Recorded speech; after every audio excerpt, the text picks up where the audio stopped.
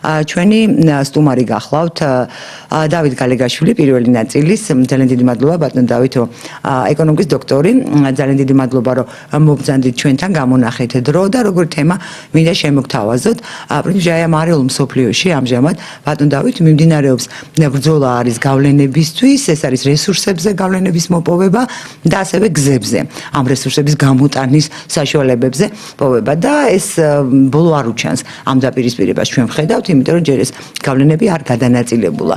მეორე მხრივ ჩვენი სახელმწიფო ვერ ახდენს გავლენას დიდ გეოპოლიტიკურ პროცესებზე, მაგრამ ის არის აი ამ მოვლენების ეპიცენტრში კომუნიკაციური დატვირთვის თვალსაზრისით.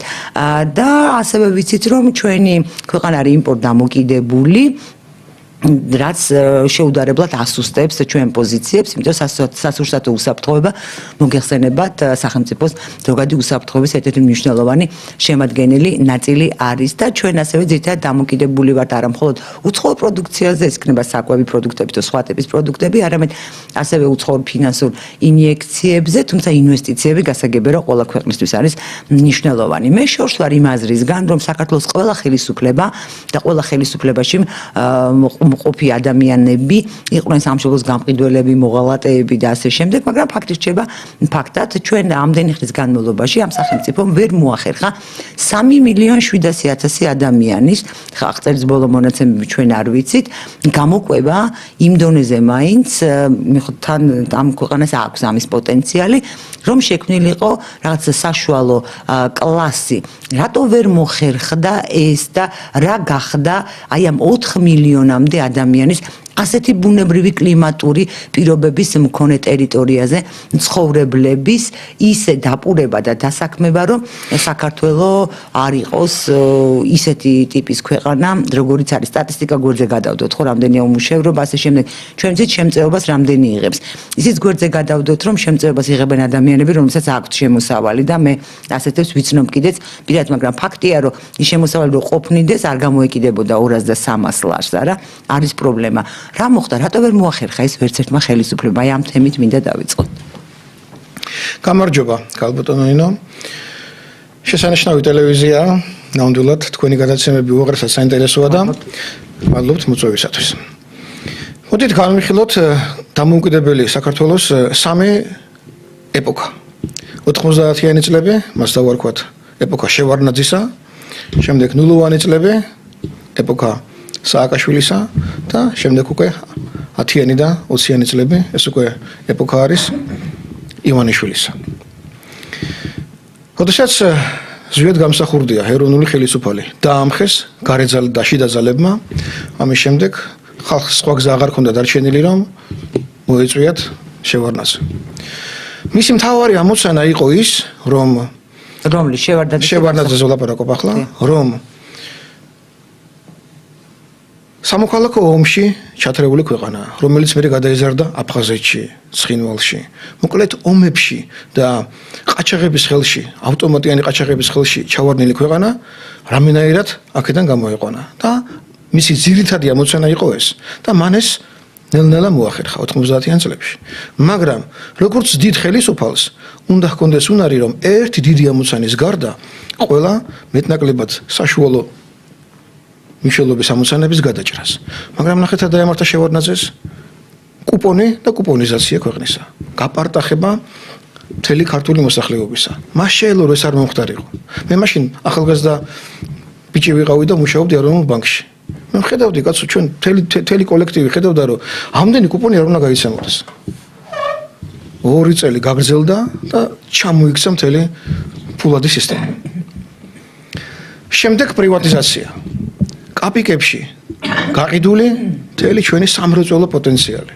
ჩვენი თევზსაჭერი ფლოტი 60 გემი იქნა გაყიდული. წარმოიდგინეთ რომ ეს შეიძლება დაგაკეთებულიყო.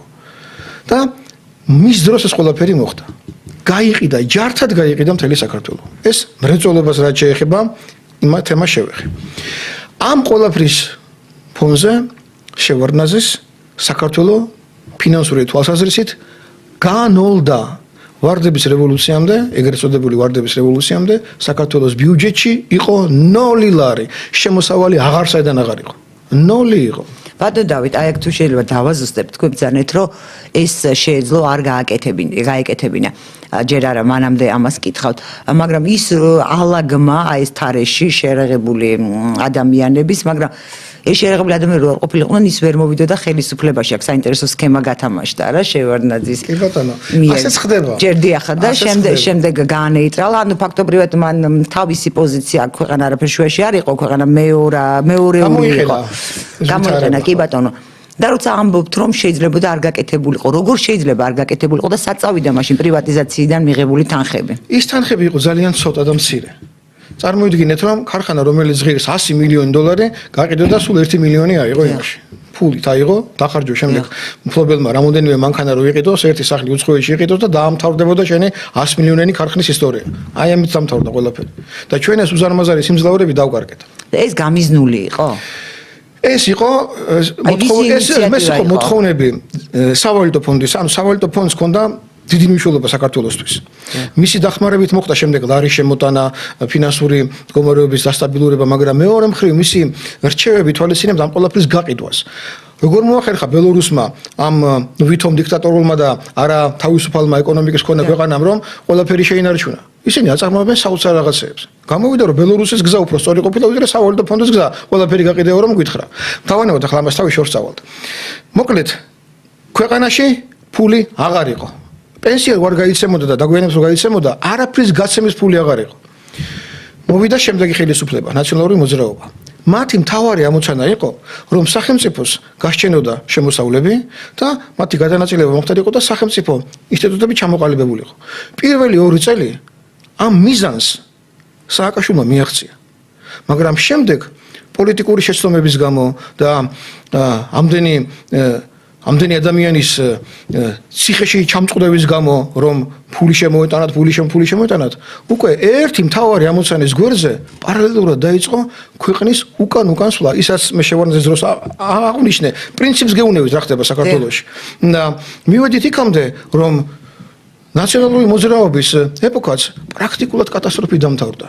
ხალხს აღარ შეეძლო მასე ცხოვრება და არსებობა და მოხდა ის რაც მოხდა და მოვიდა უკვე ქართული ოცნება. თუ შეიძლება ვთქვათ, ბატონო დავით, აი სააკაშვილმა როგორ მოახერხა თანხების მობილიზება? ჩვენ გვახსოვს, რომ აი ღამით უცებ ბიზნესმენები რო ჩუქდნენ სახელმწიფოს ქონებას ამ გზით? არა. მან ნახეთ რა მოხდა. შევარდნაძის კიდევ მე-13 უბედურება მდგომარეობდა იმაში, რომ მისი ხელისუფლების ბოლო 2-3 წელიწადში საქართველოს შემოესია ყალბი დამატებული ღირებულების გადასახადის აქტივები. ყალბი დღე იქნებოდა. არ არსებული კომპანიები, მათ არაფერი საქმე არ გააჩნდათ, გარდა იმისა, რომ ერთმანეთთან გაეფორმებინათ ყალბი სავაჭრო ანგარიშთაობა მოეხდინათ, მაგალითად, მე ერთმა კომპანიამ, რომელიც ყალბი კომპანია მიყიდა მეორე ასეთ კომპანიას 9 მილიარდი ლარის რაღაც საქონელი, რომელიც არ არსებობს, ამ დროს გამოიწერა დღეგეს ანგარიშ ფაქტურა, ვისაც უნდა გადაეხადა ბიუჯეტში, რაც გადაიხდა ისედაც ფული არ შესვლია, მაგრამ ვინც ითვლიდა ამ დამატებულ ღირებულების გადასახადს, იმას პლუსი უჯდებოდა ბიუჯეტში. და ეს პლუსი, ამ 1 მილიარდში პლუსი არის 180 მილიონი, წარმოიდგინეთ. ამ 180 მილიონს იპარავდა ბიუჯეტიდან. ბიუჯეტი ვითომ ვალდებული იყო, რომ მისთვის ეს ფული მიეცა. ან გადასახადი არ გადაეხადა. ამით გაიზარცვა საქართველოს ბიუჯეტი. და რაც მოხდა სააკაშვილის დროს, მოხდა ის, რომ ეს უბედურება ერთ კვირაში ნუღაიძელმა ფინანსთა მინისტრმა დაამთავრა. და საქართველოს ბიუჯეტში შემოსავლები წამოვიდა. და შემდეგ ამას უკვე ეკონომიკის სტაბილიზაცია დაერთო, მაგრამ რაც თქვენ ბრძანეთ, ხალხს რომ გააყიდინა თავიანთი ქონება და შემოქონდა, ამ ყველაფერმა უკვე დიდი უბედურება გამოიწვია, ანუ დასტაბილურებული შემოსავლები, ამას დაემატა ნაყაჩაღარი შემოსავლები და ქვეყანა წავიდა უკან და უკან. ეს რეალური ეკონომიკა საქართველოში არ იზრდებოდა, რაც კი რამე იყო, ასევე იყიდებოდა, ხალხი იძარცვებოდა მთლიანად და ქართული ეკონომიკა ლაპარაკობენ რომ ბენდუქის ეკონომიკაო და გაიზარდაო, უკვე არაფერი აღარ იზრდებოდა. ისიც წავიდა უზარმაზარი მინუსებისკენ. ნაციონალური მოძრაობის დროს ხალხი იძარცვებოდა პირდაპირ. იმიტომ იჭერდნენ ხალხს, იქ შეიძლება 1% ყოფილიყო პოლიტიკური ნიშნით, მაგრამ 99% იმიტომ ჯდებოდა ციხეში, რომ მისთვის ფული წაერთმიათ. ეს იყო ნაციონალური მოძრაობა. და როგორც მე ვიცი, მათ არ ცემდნენ. იმიტომ რომ ფულის ის იყო წყაროები, ფულის ტომრები და ნაკლებად ცემდნენ ციხეებში. ხო, ну როგორც იყო ახლა მე დეტალებს ახლა აღარ შევალ, მაგრამ ყოველ შემთხვევაში მე გიყვებით რა ხდებოდა. მოკლედ, ორი ეპოქა დავახასიათეთ, რომ ძირითადი საკითხი, რომელიც საქართველოს უჭირდა, მათ გადაწყვიტეს, მაგრამ პარალელურად დიდ ხელისუფალს შენ მოგეთხოვება, რომ პარალელური საკითხების, როგორც არის ადგილობრივი წარმოების განვითარება, ხალხის შემოსავლების გაზრდა, ხალხის მოვლა, ეს ყველაფერი გვერდზე იყო გადაგდებული, როგორც 90-იანებში, ისევე ნულოვან წლებში. ეს პრინციპი გაგრძელდა ოცნების დროსაც. მათ ეს ტანჯვაწამება, რომელიც მოაწია საბოლოო ჯამში, იგივე 2008 წლის ომები ავიღოთ, რომელიც თავიდან აცილება შეიძლებოდა და ასე შემდეგ და ასე შემდეგ, მაგრამ ყველაფერს ვერ ვასწრებ მოყვე.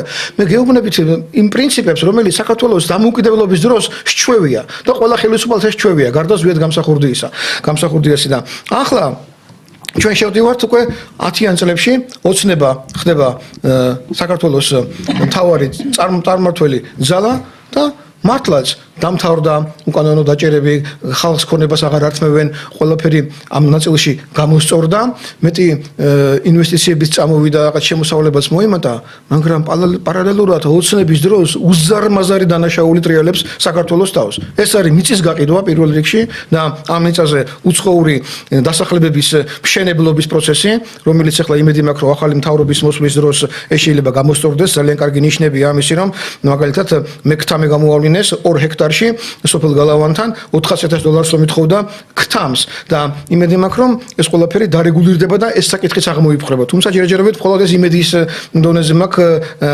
ამის განცდა და არა რეალურ საკითხებს ვერ ხედავ. და მეორე საკითხი, განათლების მიმართულება. საქართველოში მასწავლებლები არ არიან ამაში დამნაშავე, არც სკოლის დირექტორები, არც ბავშვები, არც მათი მშობლები. აქ მთავარი პრობლემა არის ის, რომ საქართველოს წიგნებში, ქართული სკოლის წიგნებში პრაქტიკულად გამესამედებულია ის ცოდნა, რომელიც ჩვენ გქონდა 70-იან, 80-იან და 90-იან წლებშიც კი.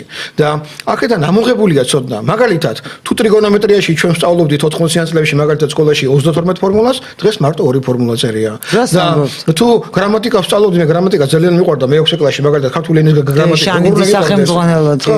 ასომთავრულ ანბანს გვასწავლიდნენ. ახლა აღარ არის გრამატიკა, საერთოდ აღარ ისწავლება გრამატიკა. როგორ შეიძლება ქართული გრამატიკა აღარ ასწავლო? შენ ქართველ ბავშვს და ასე შემდეგ. ამიტომაც იღებ მანქურts რო არ ასწავლე ქართული გრამატიკა. ეს შედეგები. ამიტომ ეს დანაშაულის დონეზეა ყველაფერი აყვანილი. ამიტომ მე აქედან ურჩევდი ჩვენ განათლების მინისტრს და პრემიერ-მინისტრს ხოვდი რომ გააკეთონ ასეთი სია. აიღონ 80-იანი, 90-იანი წლების წიგნები თითოეული საგნეს მიხედვით, თითოეული კლასის მიხედვით დაწყებული მე-5 კლასიდან და შეადარონ მათემატიკა, გრამატიკა, ბიოლოგია, გეოგრაფია და ასე ყველაფერი შეადარონ იმ მოცულობის ცოდნას, რომელიც დღევანდელ წიგნებში ჩადებული და დაინახავენ დიდ განსხვავებას. 15-20%, მაქსიმუმ 25%-ია დარჩენილი ცოდნისა, რომელიც წიგნებში წერია. მე ეს ნაწილობრივ შევისწავლე გარკვეულ საგნებში. აი ეს მდგომარეობა. ქართველი ბავშვები, ბატონი გიორგი მოკოლაშვილის ის იყო მე თვითონ უკან ინტერვიუ უმაღლესში სახელმწიფო უნივერსიტეტში გამოკითხვა ჩაატარეს ბავშვებთან. იმათმა აღარაფერი აღარ იციან, ჩააბარეს უკვე პირველ კურსელები არიან და მათ ცოდნა აღარ აქვთ ქართულ ენასა და ლიტერატურაში მაგალითად ცოდნა აღარ არსებობს და ეს ცოდნა დაცლილია ქართული სკოლა. ჩვენ რა უნდა მოვთხოვოთ ამ ახალგაზრდათაობას? ახალგაზრდათაობას ვლაპარაკობთ რომ ესენი დაუშვათ ქუჩაში გამოდიან უკვე 8 თვეა და რაღაცას ლაპარაკობენ. ამათ რა უნდა მოვთხოვოთ ჩვენ? ეს მოსათხოვია ყველა განათლების მინისტრს დაწყებული ლომაიასაგან, სააკაშვილის საყვარელი მინისტრი რომ იყო სოროსის ფონდელი და საფუძველი ჩაუყარა ქართული განათლების განადგურებას დამთავრებული განათლების ბოლო მინისტრამდე. და ჩვენ ახალ მინისტრისგან რაღაც რეფორმას ველოდები და იმედი გვაქვს რომ ამ რეფორმის ნაწილი იქნება ისიც თუ რა წერია წიგნებში, ესაა მთავარი, წიგნებში რა წერია. შემდეგ როგორ უნდა ასწავლო, საჭირო რომ არის პედაგოგიკის ინსტიტუტი და რომ აღარ არსებობს რომ ეს ილიაუნი რომ დაარქვეს და პედაგოგიკა მოსწრეს საქართველოში, პედაგოგიკას არავის აღარ ასწავლიან. ჩვენ პედაგოგებს აღარ ვზრდით. ჩვენ მასწავლებლებმა მათემატიკა შეიძლება ეწოდეს, მაგრამ ის პედაგოგი როგორც პედაგოგი მომზადებული აღარ არის. იმას ცალკე მიმართულება ჭირდება. საერთოდ საშუალო მასწავლებელს შეუძლია გენიოსის აღზრდა თუ ის კარგი პედაგოგია. საშუალო ცოდნის დონეზეც კი. როგორ უნდა გადასცე შენი ცოდნა? ეს თუ არ იცი, შენ ცოდნას რა ყოფასია, ხაბა? სხვათა შორის ახლა თქვენ ახსენეთ რომ ლომაიაძე დაიწყო, მაგრამ მე იმ თემებზე ვწერდი მაშინ კარტოზიას მინისტრობის დროს დაიწყო განათლების ის რეფორმა, რომელიც ახლა ჩვენ გვაქვს რეფორმა დაიწყო, მაგრამ ეს დამანგრეველი სახე მას არ ქონია. ვერ მოასწრო. დავით ვერ მოასწრეს იმ პერიოდში. ეს იყო აი 60 მილიონიანი გრანტი სოფლიო ბანკის ის დაიწყო და შემდეგ წლებში ის განხორციელდა. ამიტომ სხვათა შორის მე ველის ელჩად დანიშნეს და ულოცავ ელჩებას, მაგრამ იქნება გაგვიმხილოს, რომ რატომ იყო იძულებული, რომ ეს რეფორმა დაეწყო მაშინ. არ იქნებოდა ურიგო ესე თქვა, იმიტომ რომ საფუძვლები მოდის იქიდან, ეხა ეს დოკუმენტური ამბავია და რეალური ამბავი, ამას მე არ ვიგონებ. მე შეჯამებას გავაკეთებ ქალბატონინო, რაც მე ვთქვი, სამეფოზე ვისაუბრე. შევარაძის დროსაც, სააკაშვილის დროსაც და ივანიშვილის დროსაც მთავარი ამოცანები, რაც საქართველოს ძალიან უჭირდა, ისინი გადაწყდა. ჩვენ რაღაც უბედურებიდან გამოვედით, მაგრამ მათ მოეთხოვებოდათ და მოეთხოვებათ, რომ საშუალო მნიშვნელობის საკითხები, როგორც არის განათლება, ეროვნული წარმოება, ამ ქონების ასე განიევა არ უნდა მოხდეს, ეს მათ პრაქტიკულად ვერ განახორციელეს და ჩვენ ამიტომაც ვართ იმ მდგომარეობაში, რაც თქვენ ბრძანეთ, რომ ჩვენი წარმოება არ გაგვაჩნია, რაც შემოდის საქართველოში, ეს არის, როგორ გითხრათ, უხარისხო პროდუქცია და რომელიც ყველაზე ძვირია მთელ ევროპაში წარმოიდგინეთ რა. საქართველოში, რასაც თქვენ რძის პროდუქტებს ეძახით, ხორცის პროდუქტებს ეძახით, მისი ხარისხი უაღრესად დაბალია, ხილი, ბოსტნეული, ყველაფერი რაც კი შემოსულია დაბალი ხარისხისაა, მაგრამ თქვენ რომ ნახოთ იგივე საქონელი შვეიცარიის უძვირეს ევროპის უძვირეს ქვეყანაში, გერმანიაში, სკანდინავიაში, იქ უმაღლესი ხარისხია და ჩვენ ფასებს ან უტოლდება, ან ოდნავ მცირეც კი არის. აი ეს მდგომარეობაა საქართველოში. დიახ, ბატონო, რეკლამის გამო მცირე ხნით უნდა შევწყდოთ გადაცემა და შემდეგ აი მიწის საკითხზე გავაგრძელოთ, დაგველოდოთ ჩვენ მალე დავბრუნდებით. ეთერში ბრუნდებით რამგოთ საუბარს ჩვენ სტუმართან, დავით გალიგაშვილთან ერთად. ბატონო დავით, აი ეს მიწის საკითხი, მიწა არის ის, რაზეც მოდის მოსავალი, მარტივად რო ვთქვათ, ხო? და სასუსათო უსაფრთხოება, რასაც უკავშირდება, მithumetes ამდენი ტურისტი შემოდის, ჩვენ ვამბობთ, რომ ბევრი შემოსავალი აქვს სახელმწიფოს და კიდევ უფრო ბევრი შეიძლება გქონდეს ჩვენ რომ გამოვიყენოთ ჩვენი მიწის პოტენციალი და ჩვენი პროდუქცია შევთავაზოთ და ვთქვათ გავყიდოთ ეს დამატებითი და უფრო მნიშვნელოვანი შემოსავალი. ხო იგივე აი თურქეთის ახლა მე ეკონომისტი არ ვარ, მაგრამ თურქეთ ლირა გაუფასურდა, მაგრამ უძლებს მაინც თურქეთი, იმიტომ რომ იმპორტ დამოკიდებული არ არის და თვითონ არის ვთქვათ ამ მხრივ თვითკმარი და ეს თვითკმარობა ძალიან მნიშვნელოვანია. საქართველო არ არის უხმიწიანი ქვეყანა, მისი უმეტესი ნაწილი მე როგორც ვიცი მთაგორიანია და ტყეები არის და ამ დროს ეს ნიავდება სასოფლო-სამეურნეო დანიშნულების მიწა და მე ვიტყოდი რომ ნიავდება ორი მიმართულებით. პირველი ხელისუფლებებს რასაც შეუძლია დანიავებენ და მეორე არც მოსახლეობა იკლავს თავს ამ მიწის მოვლა პატრონობით და დამუშავებით. და ბუნებრივია, როცა შენ რაღაცას არ ული და არ პატრონობ, მას აუცილებლად დაეპატრონება სხვა. სულ ოქრო ხელისუფლება გყავდეს. აი ამ მიმართულებით განვიხილოთ ეს საკითხი. რამოდენიმე ფუნდამენტური პრობლემაა ქართულ სოფლის მეურნეობაში და ეს ყველაფერი მოდის ხელისუფლებებიდან. ამ შემთხვევაში გულისხმობ ნაციონალურ მოძრაობას და ოცნებასაც. მოსახლეობას ჩვენ ასევე ვერ დავაბრალებთ ვერაფერს, როგორც მოსწავლეებს სწავლას. მოსახლეობა თუ არ აწარმოებს, იმიტომ რომ მის წარმოებულ პროდუქციას ის საქართველოში ვერ ყიდის. და იმდენი რომ აწარმოოს, რომ მწვანილი თვითონ მოაყაროს სალათას, ვერა? ვერ გაყიდის და ვერ ყიდის. სოფელში ბაზარში არ იყიდოს?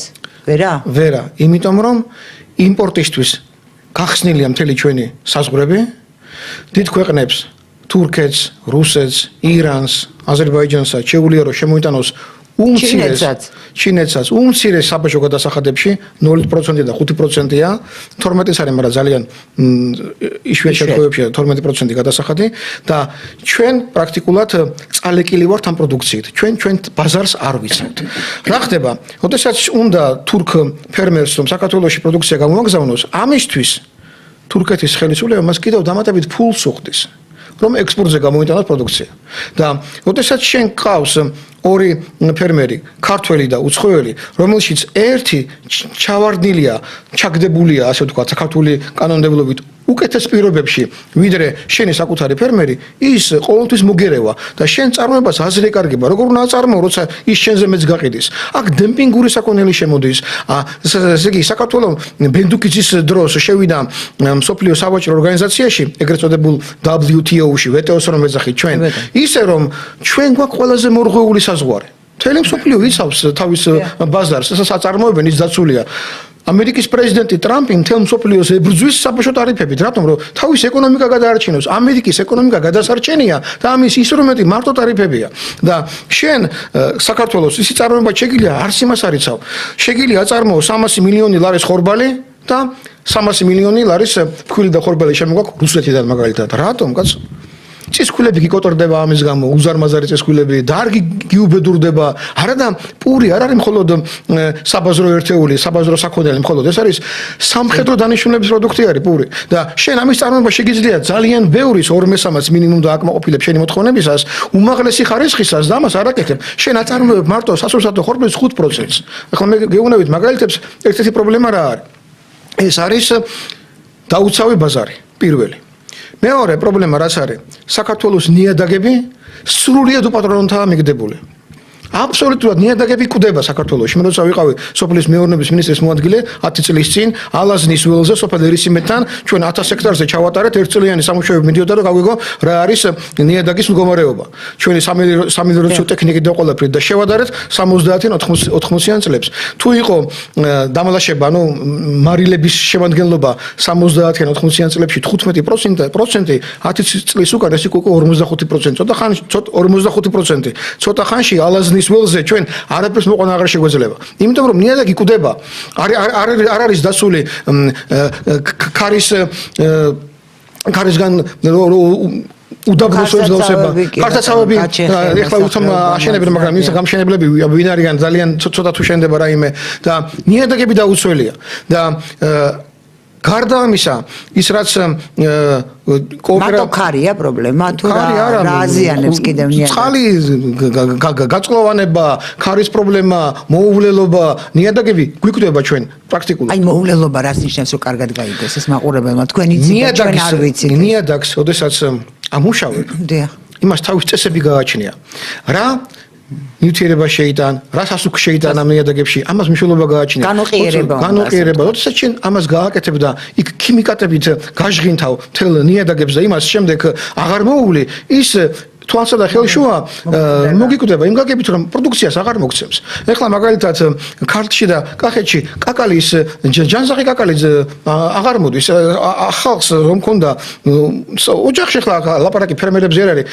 ჯანსაღი კაკალი აღარ იზრდება, კაცო. სუჭიანი კაკალი არის. ვერ გაუგიათ რა ხდება, ვერ გაურკვევიათ რა ხდება. მაგალითად და ეს უსისტემობა, მოუვლელობა და ჩამოქცევა რისი ბრალია? ეგრეთ წოდებული თავისუფალი ეკონომიკის. ჩვენ ფუნდამენტურად მოტყუებულები ვართ ტერმინოლოგიაში. ბავშვი თავისუფალია, რასაც უნდა იმას ისწავლის. ბავშვი არაფერს არ ისწავლის, თუ მას იმუშავებს საქმეს. ჩვენ გვაქვს თავისუფალი პოლიტიკური პარტიები, თავისუფლები არიან. ჩვენ დავინახეთ თავისუფლება რა შეიძლება გვანგრევს თავზე პოლიტიკურად. თავისუფლება თვითია რომ ყოველას არ შეუძლია მისი ზრდა. თავისუფლებას განმარტება გააჩნია. და თვითია კიდევ, თვითი ძალიან. პასუხისმგებლობაა თავისუფლება. თვითი ამას ზიდეა, ბა როგორია? ანალოგიურად ფერმერი თავისუფალია, რასაც უნდა იმას მოიყვანს და ამ დროს შენ ბოსტანში ღობეს რომ უარღვევ და საქონელი რომ შემოარო გაგინადგურებს. ამ დღეშია ჩავარდნილი მთელი ჩვენი ფერმერობა. შენ აქ შემოყავს ნებისმიერი იმპორტიორი, ვისაც შეუძლია რომ ყველაფერი შემოიტანოს, სუბსიდირებული უცხოეთის მთავრობებიდან კონკურენციას ვეღარ უწევ და შენ გიკვდება. მესამე თავისუფლება რა არის, რომ ინვესტორები შემოვიდნენ. საქართველოში ინვესტორების 2/3 შემოდის, რომ გაანადგუროს ესა თვის დარგი. მაგალითად, ბენტონიტის საბადოები გურიაში. ბერძნებმა იყიდეს და დააკონსერვეს და გააჩერეს. ბენტონიტი ძალიან ძვირფასი რამ არის, მისი წარმოება შემოსავალს მოუტანს, გურია საკმაოდ ბევრს, მაგრამ ბერძნებს, რომელთაც თავისი ბენტონიტის საბადოები გააჩნიათ, კონკურენტი ჩაახშეს. იგივე ფერერო, რომელიც ამაყობდა ამით ეკონომიკის სამინისტროს, ჩვენო ფერერო შემოვიყვანეთ ინვესტორიო. ფერერო იტალია მეორე ქვეყანა არის სოფლიოში თხილის ექსპორტით. და აქ ფერერო შემოვიდა პრაქტიკულად ის მესამე ქვეყანა საქართველოს თავზე გადააჯდა, გააკონტროლებს ყველაფერს, რომ თხილის ქართული ეროვნული წარმოება არ განვითარდეს და ჩვენ როცა ვიყავით მესამე ადგილზე და ეს ლაპარაკია 10 წლის წინ, როცა მე იქ მუშაობდი და გაგქონდა ევროპის ბაზარზე 180 მილიონი დოლარის თხილი, ღირებულების თხილი. გავიდა წლები, ცალკე ფერერო, ცალკე უცხოური თვითონ დამხმარე ორგანიზაციები, ცალკე საქართველოს სოფლის მეურნეობა, მათ პრაქტიკულად ისე შეუშალეს ხელი ქართული თხილის განვითარებას, რომ ჩვენი ექსპორტი დღეს მხოლოდ 80-100 მილიონი დოლარია. განახევრებულია. წარმოგიდგენიათ? და ჩვენ როცა ვიყავით მესამე ადგილზე, ახლა ვართ გადასულები მე-7 ადგილზე. ჩვენ გაგვას რომ ჩილემ, გაგვას რომ აზერბაიჯანს თხილი საერთოდ არ ქონდა. 10 წელი და ჩიმად გაგვასწროს უკვე ჩვენ. და ჩვენი გარანტირებული წარმოება პრაქტიკულად ჩავკალით. აქ არის უსისტემობა. მივადექეთ რა პრობლემას მივადექეთ ჩვენ. აქ კიდევ ბევრი ფუნდამენტური რამაა მოსაყოლი, მაგრამ ამ დროში მე ვერ ვეტევი. ამიტომ ბაზრის დაუცველობა აქ ლაპარაკი არ არის ყველაფრის დაცვაზე და სოციალისტურ ეკონომიკაში გადასვლაზე. ლაპარაკი ის წარმოება შეგიძლია, რასაც გააჩნია უმთავრესი დანიშნულება ადამიანის კვებისათვის. ეს არის ხორბალი. როცა შენ ხორბალი მოგხავს და ფქვილის იმპორტს თუ არ აკრძალა, რომელიც ფქვილი როცა შემოდის, ამ შემთხვევაში შენ ხორბლის მოყვანას აზრი ეკარგება, ხორბალი რო აღარ შემოგაქვს იმპორტზე და აღარც აწარმოებ, შენი წისქვილები მილიარდი დოლარის ღირებულების დარგი, ეს ლაპარაკია ქართულ წისქვილებზე, კოტრდება. ფქვილი როცა შემოვა, შენ ფქვილს აღარ აწარმოებ, როცა წისქვილი აღარ აწარმოებს ფქვილს, კატო აღარ იწარმოება, იქ 20% კატოს შემადგენლობა იფქვებოდა ხორბლიდან. კატო ეს უკვე მეცხოველეობაა. როდესაც შენ ნიადაგები აღარ გივარგა, როცა შენ საძოვრები ეკონომიკის სამინისტროს ხელში და საძოვრების არც იციან საძოვარი რას ნიშნავს და რა უნდა გავაკეთონ. საძოვრები გინადგურდება პრაქტიკულად და შენ აღარ შეგიძლია რომ მეცხოველეობა ფეხზე დააყენო. გამოდის რა, რომ ხორბალი აღარ გაქვს. მეცხოველეობა ძალიან დაბალ დონეზეა. თუ კი რაიმე ჩვენ მაღალი ხარისხის მაგალითად ხბო გვეყოლება თუ რაც გვეყოლება არის ახლა რაოდენობაგან არ არის ის ყველაფერი აზერბაიჯანში მაგალითად გააქვთ, ყიდულობენ და გააქვთ. ჩვენთან შემოაქვთ წინა საუკუნეში დაკლული სამხრეთ აფრიკული ხორცი. გაყინულზე გაყინული, ათეულობით წლები რო გაყინულია. კარგი საქონელი რაც კი რამე არის, გადის საქართველოსთან ექსპორტზე, ამიტომაც არის ბაზარში 27 ლარი როა ხორცის ფასი, გას 25 ლარი როა. ეს ესე არ უნდა იყოს. ანუ შენ დაუცველი ხარ. კარგი თუ კი რაიმე გაგაჩნია საქართველოსთან გააქვთ და რაც კი რაიმე გადასაყრელია უცხოეთში საქართველოს შემოაქვთ. ამიტომ ეს ვითომ თავისუფალი ეკონომიკა პრაქტიკულად აღმოჩნდა დამონებული ქვეყნის ეკონომიკურად დამონებული ქვეყნის ეკონომიკა.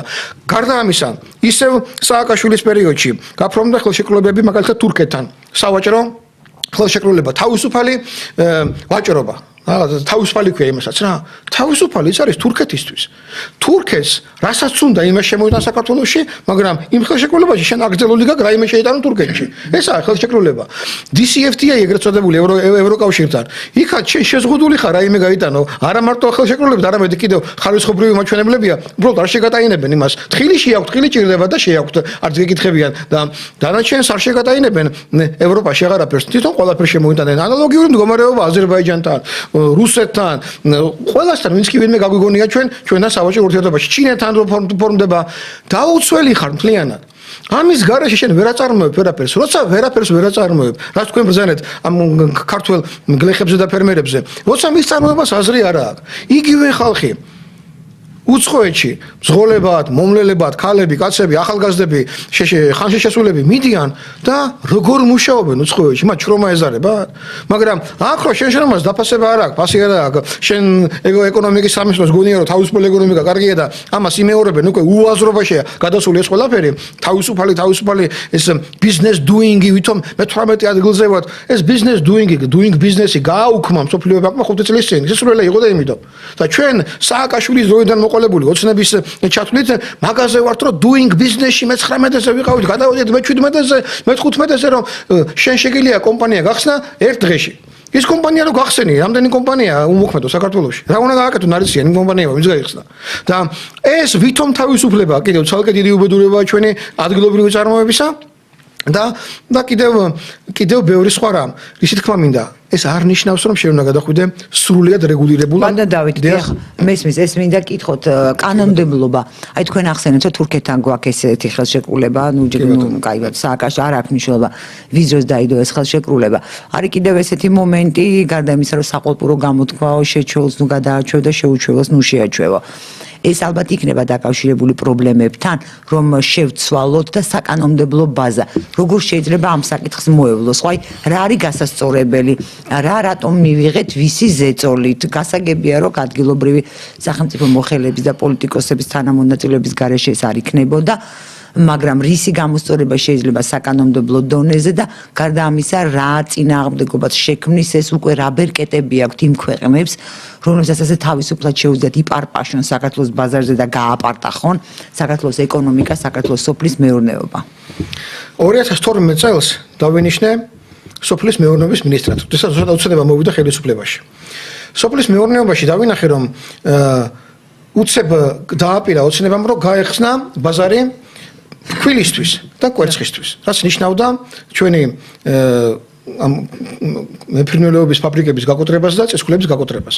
ამიტომ დავიწყე გამოსავლის ზებნა და მიმაკვლიე ქართველ სპეციალისტ, ყველაზე მცოდნე კაცს, რომელიც შვეიცარიაში მუშაობდა სოფლიო სავაჭრო ორგანიზაციაში, ვალერი ქათამაძეს. დაურეკე, რა უნდა გავაკეთოთ მეთქი, რომ ჩვენ ეს ორი უზარმაზარი დარგი არ გაგვინოლდეს. სასწრაფოდ ჩამომფრინდა და მან ვეტეოში მუშაობდა ეს კაცი.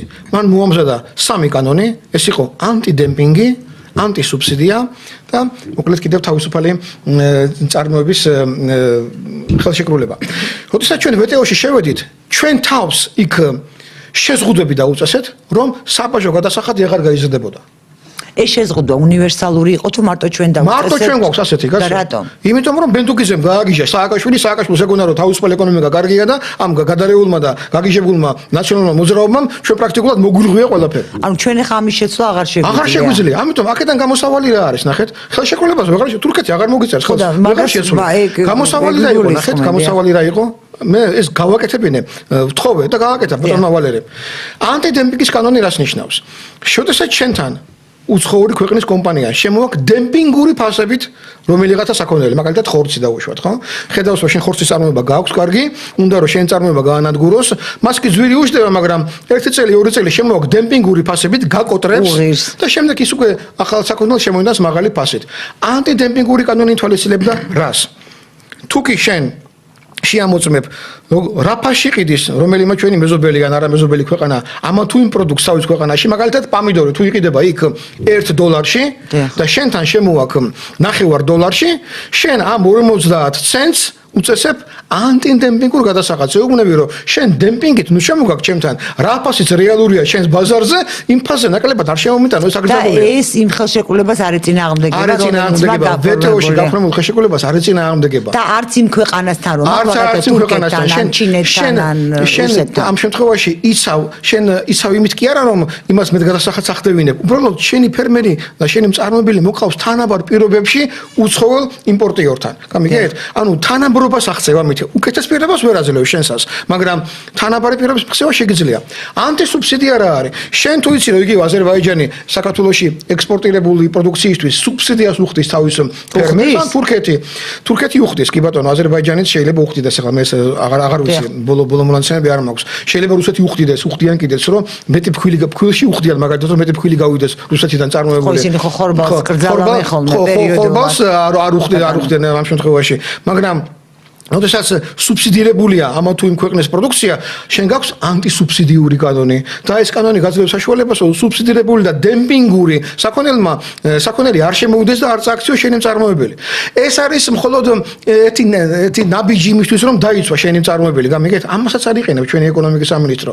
ეს კანონები დავწერეთ 13-ში მზად იყო, გავაგზავნეთ ეკონომიკის სამინისტროში და მაშინდელმა 2013 წელს აგვისტოში უკვე მზად იყო და გავაგზავნეთ და მაშინდელმა ეკონომიკის მინისტრმა და შემდეგ პრემიერ-მინისტრმა რომელსაც ასევე როგორ გითხრათ რა ამ ეკონომიკის სამინისტრო ეს არის დაავადებული ვითომ თავისუფალი აზროვნებით რა ვითომ თავისუფალი აზროვნებით არის დაავადებული მთელი სამინისტროს მთელი შემადგენლობა მინისტრების თავის ჩუქურზე გადაყავთ პრემიერ-მინისტრების თავის ჩუქურზე გადაყავთ ელემენტ არა რას ეუბნები კაცო დემპინგური საქონელი არ შემოუშვა ქვეყანაში რა შეისწავლე ეს სავაჭრო ორგანიზაცია ამ საშუალებას გაძლევს არ აკეთებენ ამას ეს კანონები არ მიიღეს მაშინ. მე ვითომ მიიღეს რამოდენიმე წელს იმექო წამოსული ვიყავი, მაგრამ არავინ ამ კანონს არ უყურებს. შენ გაქვს დაუცველი წარმოებელი საქართველოში და ისი გაკეთება შეგიძლია, იმასაც არ აკეთებენ. აი ეს არის ჩვენი უბედურება. შესანიშნავი მაგალითია, ვეტეო პრაქტიკულად აღარ არსებობს. ვეტეო კი არსებობს, მაგრამ ის აღარ მუშაობს. არ მუშაობს. ეს სავაჭრო ხელშეკრულებებს რა უნდა ვიყო შენ თურქეთის სხვა ხელშეკრულებას აღარ მოგიწერს ხელს. აი წარმოვიდგინეთ რა. სააკაშვილი როდესაც გახდა უკრაინის მოქალაქე იქ რამოდენიმე მის გადაცემას მე უყურებდი უკრაინაში, შესაძაც ტელევიზიით გამოდიოდა და იქ საკითხი თემა ასეთი იყო ერთ გადაცემაში, რამოდენიმე ბევრი ადამიანი მონაწილეობდა, რომ უკრაინა თურქეთის სავაჭრო ხელშეკრულება რო გავაფორმოთ, როგორ მოვიქცეთო. სააკაშვილი გამოდიოდა უკრაინის ეკონომიკის მხარეს. ამბობდა, რომ არ შეიძლება რომ ისეთი ხელშეკრულება გავაფორმოთ თურქეთთან, უკრაინის სახელით ლაპარაკობდა, რომ თურქებს ჩააყენებს უკეთეს მდგომარეობაში ვიდრე უკრაინასო. იქ უკრაინის ეკონომიკა სააკაშვილი იცავდა და რა დაუშავა საქართველოს მე ვერ გავიგე რა. საქართველოში მისი პრეზიდენტობის დროს ამ გონება გადარეულმა იმან თავისუფლება ეს ბენდუკიძეს კიდე სხვა ამოცანა იყო ხლა მაგას თავი დავანებო და ბენდუკიძე თავისუფლებით დაამონა მთელი ჩვენი ეკონომიკა თავისუფლების ყვირილით და ეს ყველაფერი საქართველოში მოხდა საწინააღმდეგოდ ერთი და იგივე კაცი უკრაინაში იცავს უკრაინის ეკონომიკას და საქართველოს ხელისუფალი ამას არ აკეთებს. რა, რას დავუბრალოთ? ან საქართველოში არ იცოდა უკრაინაში ისწავლა. შეიძლება გამოცდილება მიიღო და შეიძლება მე ხა ამას ასე ვერ ვიტყვი, შეიძლება ადამიანს საქართველოში როცა იყო მაშინ ეს ამდენი არ ესმოდა, ბრმად დაუჯერა მაგალითად ბენდუკიძეს და კიდე რამოდენიმე ამ მრჩეველს, უცხოეთიდან მოვლინებულს და იქ უკვე გაიგო რომ შეიძლება. კი ბატონო. აი ეს არის და ბატონო და აქ კიდე არის მნიშვნელოვანი გარდა იმისა რომ თქვა ეს იძლევა თქვენ ბრძანეთ რომ ვაჭრობის მსოფლიო ორგანიზაცია იძლევა იმის საშუალებას რომ შენ აი შიდა ლავირებით მოახერხო შენი ბაზრის დაცვა და შენი ფერმერების დაცვა. აი ცალკეულ სახელმწიფოებს რა ბერკეტები აქვთ ეს იგივე ხო მე მაგალითად ხშირად მიფიქრია აი ბათუმის აეროპორტი როგორ გინდა გამოართვა ან თბილისის აეროპორტი თურქეთს აი აქ რა არის რა ბერკეტები აქვთ მათ და ჩვენ ვიცით რომ ბერკეტები ჩვენ გვაქვს ან და იმას რა ბერკეტები აქვთ რომ ჩვენ კუთხეში მიგვიმწყდიან და ჩვენ რა ბერკეტები გვაქვს ესეც რო განვიხილოთ ხელშეკრულება რომელიც გაფორმდა შეიძლება მაშინ გასაფორმებელი იყო ჩვენ არაფერს თავი არ გაგვაჩნდა არც თვითმფრინავის შეძენა შეგვეძლო არც არაფრისა ეს უკვე ისევ სააკაშვილის აპოკაშეხება ჩვენ აეროპორტებზე ვამბობთ ნაციონალური მოძრაობის მოქმედებას არა პიროვნული ანტიპათიებით არამედ მოქმედებების მნიშვნელობით მაშინ ეს ალბათ კარგი გაკეთა რაც გაკეთდა მაგრამ ამ ხელშეკრულებას ვადა გააჩნია ის ვადა რომელიც თურქეთთან გაფორმებული გვაქვს ტავთან თუ არ შეიძლება 27 წელს მთავრდება იმედი მაქვს გავა ტავ-ჯორჯია კი ბატონო ხო იმედი გავა რატომ ახლა დაახლოებით 80 თვითმფრინავი ყავს აზერბაიჯანს საკუთარი ჩვენ თვითმფრინავი გაგვაჩნია გარდა ჩვენი გეოგრაფიული მდგომარეობა უკეთესია ვიდრე ბაქოს აი საკუთარი თვითმფრინავი რა მისი წარმოებული თუ შესყიდული და მის ბალანსზე შესყიდული არა მისი რაც არის იყიდა რა ბოინგი აერობუსი იყიდა და მისი აბა ჩვენი აირზენ არის თვითმფრინავს ორი თვითმფრინავი ყავს ორი ხო ცოტა შეიძლება 4 ყავდეს ახლა არ ვიცი მაგრამ ნუ ერთი იყოს თუნდაც არა 10-მდე სადა გვაქვს ჩვენ მაგის თავი სადა გვაქვს აი 5 ხო კი ბატონო ამიტომ ჩვენ თუ მოვახერხებთ ამის მოხერხება ალბათ შეგვიძლია ვადა გაზდის ახალ აეროპორტს გეგმავენ რომ ააშენონ და შეიძლება უფრო მეტი რამ შეგვიძლიოს დღეს დღევანდელი ხელისუფლებას ახლა ჩვენ შეიძლება ახლა მე ვილაპარაკე უარყოფით მხარეებზე მაგრამ რაც შეგვიძლია თქვათ რომ უფრო მეტად თავისუფალია და სუვერენულია ვიდრე ეს იყო თუნდაც იგივე ოცნება 5 წლის წინ იმიტომ რომ ახალმა პრემიერ-მინისტრმა მაგალითად ბოლო 3-4 წელიწადია დიდ წნეხს გაუძლო საქართველოს ირაკლი კობხეძეზე საუბრობ ამ შემთხვევაში ევროპარლამენტის, ევროკავშირის, ამერიკის კონგრესის ამ ყველა ქვეყნების ახლა რაც ხდება ელჩების დაწოლა და ამის გაცილება მარტივი არა. და შიდა ეს პროცესების დაძაბულობა და მე არ გრჩება დრო მესმის კი ბატონო. ხო და საქმე იმაშია რომ ასეთი მძიმე ბრძოლის დროსაც კი შენ განათლებას ვალდებული ხარ ყურადღება მიაქცევ. ეს დიდი დანაშაულია როცა არ აქცევ. შენ ადგილობრივ მწარმოებელს ყურადღება უნდა მიაქცევ, ვისი გაკეთება შეგიძლია. არ ვლაპარაკობ ყველაფერია მაგრამ ხორბალია წარმოე. იმიტომ რომ ჩვენ არც კი ვიცით რამდენიმე წელიწადში რა მოხდება მსოფლიოში. შეიძლება ესეთი ამბავი დატრიალდეს რომ აქ ხორბლის შემოტანა აღარ შეგელოს აღარ საიდან. კაცო ისეთი ომი ატყდეს დედამიწაზე კაცო. შენი საჭმელი გჭირდება იმისთვის რომ ქვეყანა იმ წუთში მუხლებზე არ დაეცეს ოღონდ საჭმელი მომეციო. და არ მიეყიდო მე როგორ სუყოლას რა. ამას უზარმაზარი უსაფრთხოება ამიტომ ქვია სასოშალო უსაფრთხოება ამ მოვლენას რომ შენ უნდა თავი იგრძნო უსაფრთხო. შენ გჭირდება ადამიანის ჟანგბადი, შენ გჭირდება ჯანმრთელი პროდუქცია რომ ადგილზე აწარმოო. რატომ არის დაავადებული ქართველიერი პრაქტიკულად? რამ მდგომარეობაშია? ასეთი დაავადებები, ასეთი მრავალი არასოდეს არ ყოფილა. საკვებია მოულელი. საკვები რომელიც შემოდის ის საქართველოში წარმოებული პროდუქციაც კი მოულელია. გაჟღენთილია. რა ვიცია გაჟღენთილი ყველგარც ვიცი რა. ამ ქიმიით და რაღაცეებით რა. ამიტომ არის რამოდენიმე საკითხი განათლება და ადგილობრივი საკვები პროდუქტების წარმოება, რომელსაც ისეთი მნიშვნელობა გააჩნია, როგორც ბრძოლას დამოუკიდებლობისათვის რა და სუვერენიტეტისათვის. აი ამის თქმა შემიძლია მე და თუკი დღევანდელმა ხელისუფლებამ და მისმა პრემიერ-მინისტრმა შეძლეს და დაიცვეს თავი ამ ხელადაწოლისაგან, ტავის შემთხვევაშიც მათ უნდა შეძლონ რომ მიაღწიონ მეც ვიდრე ჩვენს დღეს გაგვაჩნია. თუმცა ტავზე ზეწოლაზე უფრო მნიშვნელოვანი მაინც ამ ჩვენი ბაზრის დაცვა არის რამენაირად ჩვენი პროდუქტების და ჩვენი ბაზარი შედგება იგივე ქართული საქართველოს არსი მენტალობა ეფუძნება ქართულ სოფელს. თბილისიც აი ის ჩვენი ერთიანი ცნობიერება ეს არის რეგიონები ყვებავს თბილისს და აქ იკარგება კუთხურობა.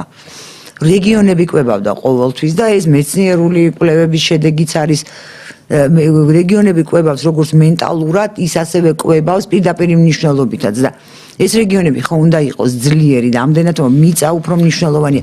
უპირველესი მიწა. ამ მიმართულებით თქვა, აი პრემიერ-მინისტრი არ არის დარგის სპეციალისტი.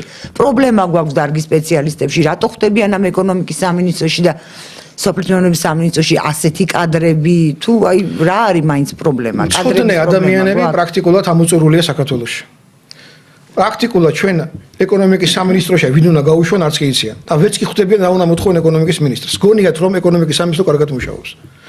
ანალოგიური მდგომარეობა სოფლის მეურნეობაში. ახლა მინისტრი ვინც დაინიშნა, მე ძალიან მომწონს მისი რამოდენიმე გადაწყვეტილება. აი მაგალითად, როდესაც მათ წლევანდელ რთულზე გამოაცხადა, რომ ჩვენ მოახდენთ დივერსიფიკაციას და ხარისხიან ყურძენში გადავიხდით მეც და უხარისხოში ნაკლებს, ეს უზარმაზარი ნაბიჯია. 10 მილიონი ლარი სუბსიდია მიდიოდა ვითომ ყურძენზე და შედეგი რამე იყო ცნობა მიცით, რომ ჩვენი წარმოება რაოდენობით იზრდებოდა, მაგრამ ყურძენი უკვე საღვინე აღარ იყო და უკვე სასპირტეც აღარ ვარგოდა იქ წარმოებული ყურძენი. წარმოიდგინეთ რა. და ახალმა მინისტრმა ეს გადაწყვეტილება რომ მიიღო, მე ძალიან მომწონს. მაგრამ ეს მხოლოდ პირველი ნაბიჯია, პატარა ნაბიჯია, სწორი მიმართულებით. ეს მიმართულება დავინახე რომ არსებობს. მან ასევე ძალიან კარგად დააყენა საკითხი, მე როგორც ვიცი, რამოდენიმე ერთ თანამშრომელს ყოველთვის გამოკითხა ჯიშთა გამოსვლასთან დაკავშირებით. 13-დან 16 წლამდე ჩემ დროს იყო ეს, როდესაც დავიწყეთ ჯიშთა გამოცდის სამსახურების შექმნა. აღვადგინეთ რომელიც იყო. შეიძლება იცოდე რომელ რეგიონში რომელი ხორბალი გაძლევს ყველაზე კარგ შედეგს, ხარისხობრივად და რაოდენობრივად. რომელი ხეხილი, რომელი პროდუქცია იზრდება კარგად საქართველოში, იმერეთში, კახეთში, სამცხე-ჯავახეთში. შენ თუ ეს არ მიიღე ჯიშთა გამოცდის შედეგად, არ გასინჯე 10, 20, 30 ჯიში და საუკეთესო შედეგს არ მიაღწიე, არ მიაგენი. და არის როგორ მოუარო მას ფერმერმა ეს ყველაფერი როგორ უნდა გააკეთოს. აქ საუბარია 10 წლეულების გამოცდილებაზე და ეს მონგრეული იყო ნაციონალების დროს და აღვადგინეთ, ოცნებამ გააჩერა.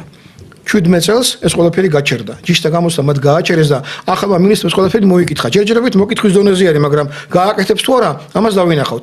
ანუ რამოდენიმე ნაბიჯი ამ კაცმა დაინახა რა უნდა გააკეთოს. მაგრამ ჯერჯერობით აი რთველი სწორი გზით დაიძრა, კი ბატონო. მაგრამ მე რაც გააკეთებენ, ჯერ ეს მე არ ვიცი. სადამდე მიგვიყვანე. ბანდა შემდა სამწუხარო დამოიწურა ჩვენი გადაცემის პირველი ნაწილის დრო. ძალიან დიდი მადლობა. იმედი მაქვს ჩვენ კიდევ შევხვდებით ერთმანეთს არაერთ საინტერესო თემაზე. ვისაუბრეთ, ჩვენ რეკლამის გამო მცირე ხნით უნდა დაგემშვიდობეთ, დაგველოდეთ და დაგიბრუნდებით მეორე სტუმართან ერთად.